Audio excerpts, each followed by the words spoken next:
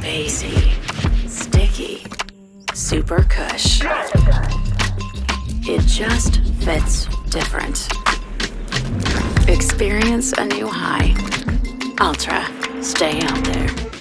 Megan Hicks of I Run Far. I'm with Rod Farvard. It's a couple days before the 2025 Western States Endurance Run.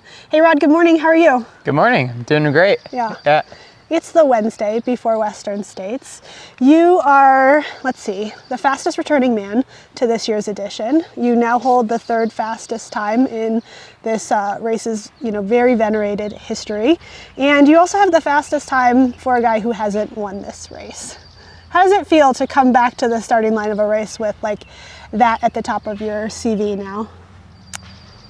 It feels like I'm ready for it. I think last year I felt like I didn't necessarily belong there or maybe deserve to win, but I don't know what else I have to do now to prove to myself that I have what it takes. So.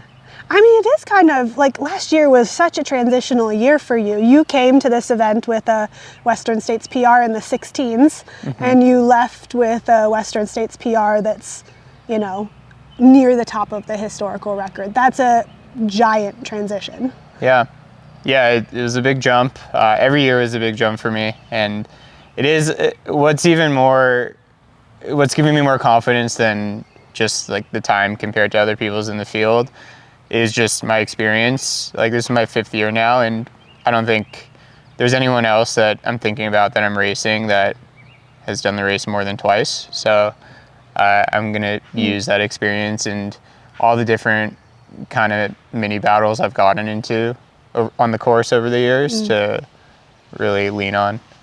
So sort of in summary, is that looking back at that sort of transcendental experience last year, the biggest thing you take away from it is the psychology aspect, the confidence building part of it. Definitely. I got a front row seat to what it looks like to win and what you need in the last bit of the course. And yeah, I think I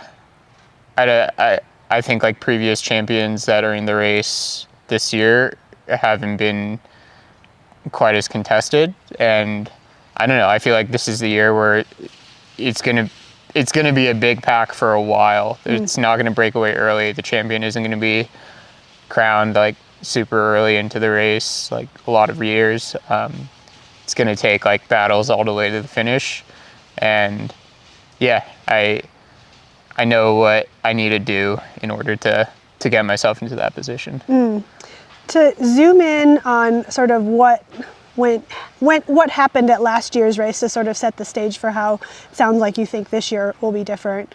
I think if memory serves me, you took things out hot, led up at the top, and then sort of settled into being near the front of the chase pack for a good long 40 miles before you and the ultimate winner, Jim Walmsley, played a really, from a fan standpoint, a really great game of cat and mouse until somewhere late race, right?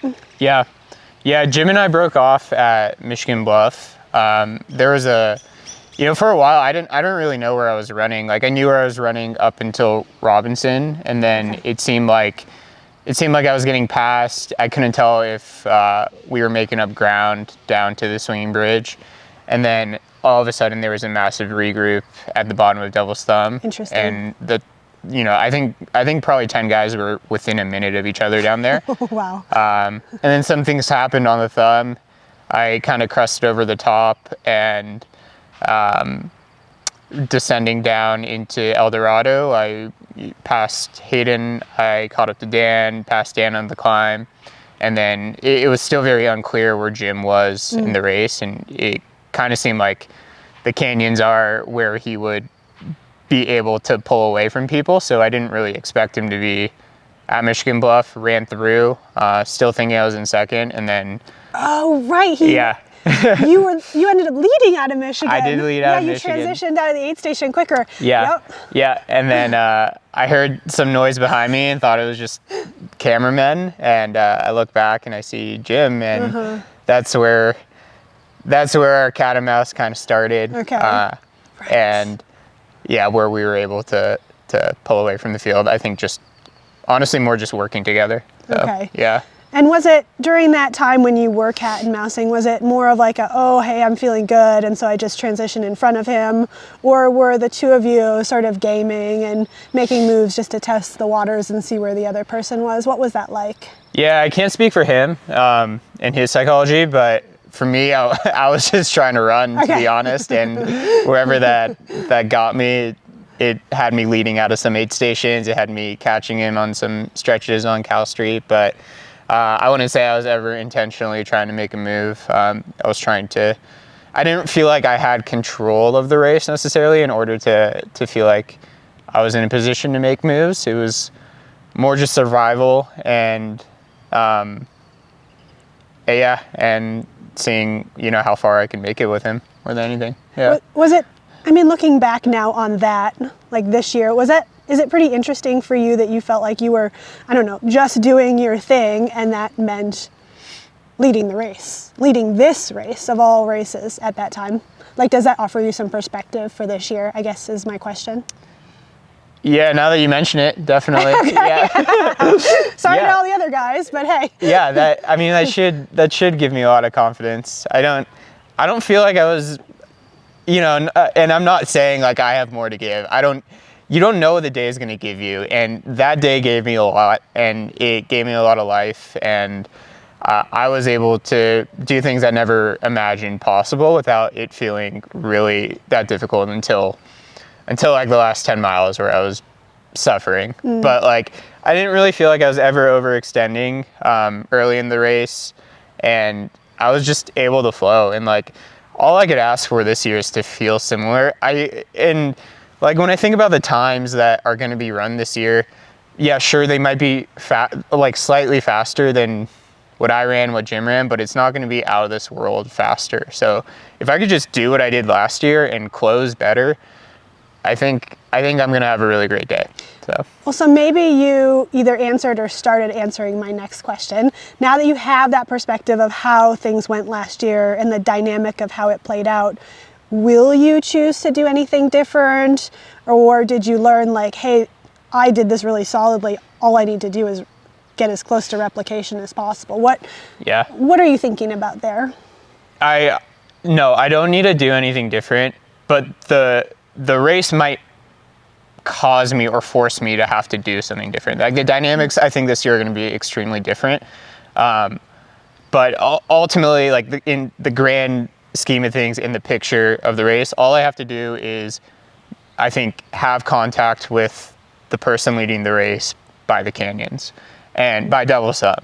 And then I think like we're in terrain that I feel extremely comfortable in at that point. And I don't think I'm going to lose the pack by Michigan Bluff. And then I think at that point, like people are starting to feel it, and you'll know who's going to be a threat at that point to not. But I can't lose contact with the front of the race in the canyons. And and that's what happened last year, and it led me to be able to have that battle with Jim. And that's all I have to do this year too. I just hope it's like I'm gonna feel the same way I felt at the Thumb last year as I did, or I hope this year I feel the same way as I did last year. And so I think what I'm hearing you say about how you think the dynamic of the men's race is going to go is you think the pack or like the group of lead men there's going to be more of them, and they're going to stay tighter till a lot later in the race. That's what you're anticipating? Correct. I think it'll be faster too. I think, I think there's going to be some people like borderline time trialing, and, and I think a lot of, as everyone should, I think that this year, people are very motivated. They see a wide open door, and there's more belief that they can win the race. And I totally agree. Like, I think there's a lot of men in this field that have the chance to win. And without Jim in the picture, Jim is always a figure, like someone with aura that like people naturally want to stay behind. Key off of. Exactly. And there isn't really that in the field. I guess there's Killian this year, but Killian isn't Jim at Western States. Yeah. How is the whole field not earmarking a person like you who ran 14:24 last year? That's insane if, that's insane if people are not keying off you this year. Maybe they are. And and Yeah, maybe we'll see. Yeah, you know, we'll see. yeah. You might have an entourage at the escarpment. For sure. I've thought of every scenario, and I thought that was an option too. I just don't. I don't feel like I give the same aura that Jim gives, and I think like and like everyone in this field has beaten me at a race at some point, you know, and I think that's kind of funny too and interesting. But I think like Western States for me is it. Again, what I'm leaning on is the fact that I've been here 5 times and each time has gotten better. So I think something's going to have to go wrong for me, and it very well can for me not to PR. So I mean, like that's the joy of 100 miles. Yeah. Is there's there's so much that is predictable, but there's so much that remains unpredictable till the very end. Yeah, Yeah. exactly. And it's cool coming back to States because every year feels a little less unpredictable versus like any other race I go to, I'm still nervous of like what will happen, and I don't know. I feel like I could play out every step of this race, and that like gives me a lot of confidence. That's cool. Yeah. We talked off camera about you've had a slightly different style to your training in your block leading up to Western States. Do you want to share a little bit about what you've been doing? Yeah, a lot more treadmill work this year, and it really started like something else that's been awesome is I've had fairly little interrupted training since December versus like previous year I was always chasing a golden ticket, and you know you'd be peaking for 100K in February, you'd be peaking for 100K in April, and you know if you got the golden ticket then you have to like peak again for state. So it's very hard to do that well, and I don't really think you can peak for 3 races like that in 6 months. Where this year it was like the entire focus is Western States, and we started the year just by doing a lot of treadmill work in like a certain zone that we tested with lactate and heart rate, and found our paces at different gradients, and just kind of like keyed in workouts with intervals in this zone that I knew I was going to race Western States in. And my coach and I have like 4 years of data of how hard I run Western States, and like every year I'm a little fitter, but it's typically in this heart rate zone. Unless like I spectacularly blew up like my first 2 years running the race, then you're just kind of like walking and your heart rate's like 100. So, but if I'm running the race well, it's in this like in this zone between zone 2 and zone 3, and that's been a zone that I feel like we've kind of neglected over the years in workouts. So it's been like really high intensity, like close to zone 4 work, or like you know, long runs around like zone 2. So we tried to dial things in a little bit and did a lot of work there. We also did a lot of heat training again on the treadmill. So yeah, a lot more treadmill miles, but I have run at this point more miles in the first half of the year than I have in any year I've ran. So The public, not discourse, discussion about heat training for Western States this year. I mean, people have heat trained for this race, you know, for decades at this point. Yeah. But the public discussion about the degree to which people are heat training this year is something that I've not seen before. Yeah, and TBD if it's gonna work or do anything, you know. And I will say, like, I'm doing all that treadmill stuff in the heat suit and everything you see on Instagram and whatever, but I don't think there is a replacement for getting out in 100, 110 degrees and getting through a long run and like understanding, your intake needs in a long run like that in a certain temperature. Like you throw on the heat suit, you get on the treadmill, you're doing like an hour session, right? So you can kind of get away with whatever. To really get good in the heat, I think you gotta understand like what you're feeling at 3 hours in the heat, and know what you have to do intake wise to not feel really bad there. So I don't think there's a replacement for that. And like, sure, this heat training stuff indoors is like, if you have no other option, that's like it's better than nothing, right? But I don't know. I don't think it's the replacement. So we'll see. Like, we'll see how it affects the field. I think like there will be less discomfort from heat, especially because I don't think it's going to be that hot this year. I think it'll be pretty similar to last year. So if blow-ups happen, I don't think necessarily it's from people not being heat adapted or whatever. But yeah, I don't know. It's cool that the sport is progressing. Like, I feel like every year we're trying to find something new to do, and we're just taking it from other sports, right? Like cycling has been doing this, triathlon has been doing this. Same thing happened with nutrition, and I think last year was like a big breakthrough for people in nutrition.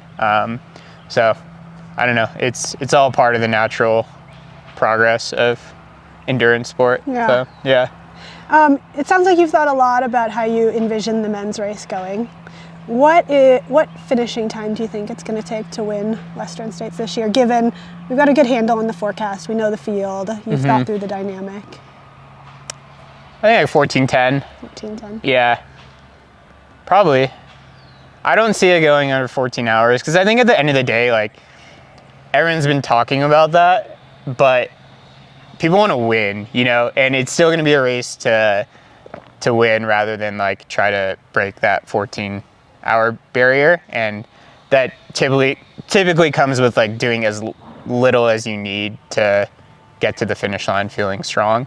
And yeah, I don't see some like massive push to go under 14 hours, but I could see the race being very similar to last year and what Jim ran. Yeah.